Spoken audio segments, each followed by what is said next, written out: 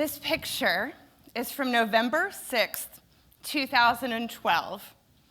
I was sitting in a room with my husband being showered with gifts, a pineapple cake, a snowsuit. Now, not the typical gifts one gets at a baby shower, but this was not the typical baby shower. In the room with us was my little girl, Olive, and I had just held her in my arms for the first time just 2 hours prior. She had been born in January of that year, and we had been waiting and waiting and waiting for this moment. Finally, after 10 months, we were able to travel to Taiwan to go get our baby girl. This shower was like nothing I could have ever imagined. It was with Olive's birth family, including her 16-year-old birth mama. They just showered us with expressions of gratitude and gifts for being willing to raise this little girl. Olive's birth mother, she had so much to say to us. She spoke clearly to us, saying, "I have been studying English for the past 10 months because I wanted to be able to tell you, in my own words, my hopes and dreams for my daughter. That she would be loved, that she would learn to read, and that she would be who she was intended to be." I just cried and my whole body shook. This birth family, this birth mama, they loved this little girl. They wanted to keep this little girl. And they were just too poor to take care of her. In this 16-year-old girl's poverty, I became a mom. And while I am forever grateful that I get to raise this little girl, I will never quit working to end poverty as long as I have a breath in me. Because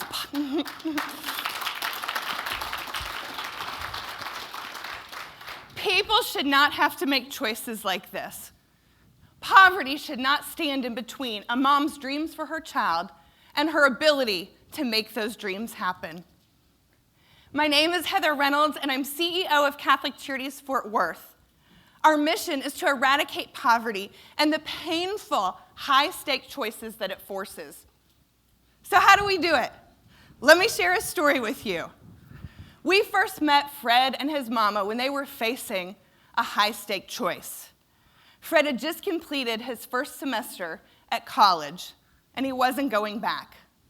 Not because of bad grades, but because his mom needed him. His mom was on the verge of homelessness.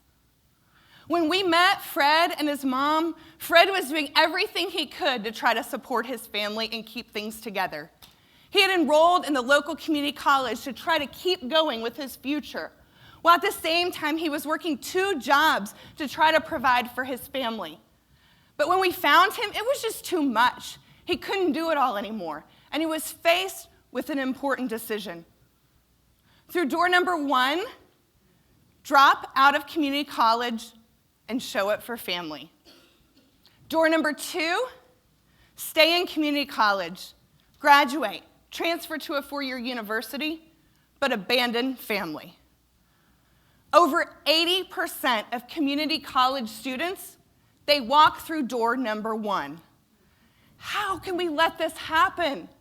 How can we work together to get more and more students walking through door number 2 so they can achieve their dreams, but at the same time, not abandon their family? We believe at Catholic Charities Fort Worth, solving this is at the root of how to get to poverty and its alleviation. First, we know at Catholic Charities Fort Worth, to escape poverty, you've got to make a living wage. But we know the way to get to a living wage is you need some sort of skill. The best way to get that type of skill is through your local community college. Yet 4 out of 5 students in our nation who start community college never graduate. Why? Because life happens. Because of non-academic barriers that get in their way that prevent them from graduating, just like Fred's. So together with University of Notre Dame, we at Catholic Charities Fort Worth created Stay the Course, an answer to this community college completion crisis in our nation. The intervention is simple. We pair students with a case manager who helps them navigate through life, to help them ensure every barrier is removed so education remains first and they walk that graduation stage. For Fred, what this looked like is Fred met weekly with his case manager. They set goals together, they solved problems together, like finding a math tutor when he needed help, like adjusting his work hours, like dealing with stressors that were going on at home. Today, those who are enrolled in Stay the Course are graduating at a rate of a factor of 4 higher than those who aren't getting our services. They're averaging earnings of about $10,000 a year more.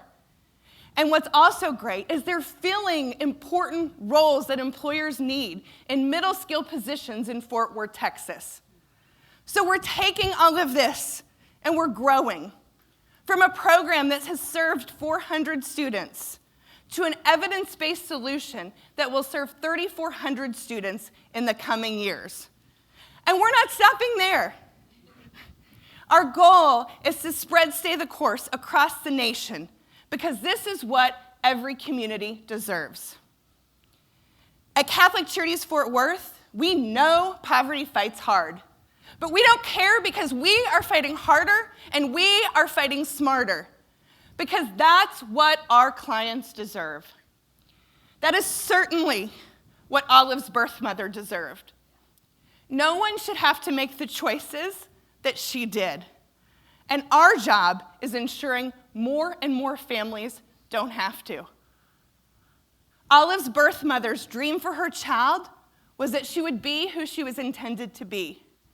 For Fred's mom, that dream is a reality, and that does not mean losing her son who is now a thriving college graduate. Help us win more fights against poverty so it never stands in between a family's dreams and their abilities to make those dreams happen. Thank you.